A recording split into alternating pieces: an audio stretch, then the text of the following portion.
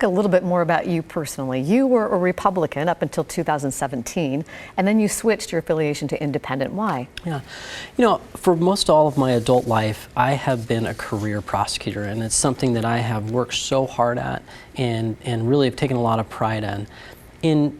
But then, 2016 came along and the rise of Donald Trump, and quite frankly, I was disgusted by that.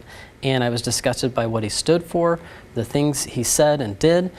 And it caused me to really step back and say, do I want to be associated at all with that? And I reflected on my personal values, and particularly with the Republican Party, I saw some massive differences that it really no longer reflected who I saw myself as. And so I chose specifically to be an independent. And then for me, that was really important as a career prosecutor to be independent, because in my role and in my life, I believe that I'm doing my best job when I am applying the facts to the law in a very even-handed way. And it's something that, I'm proud to say I have many examples of that, particularly when it comes to cases with political violence. This is an area where I have really taken on some very complex cases.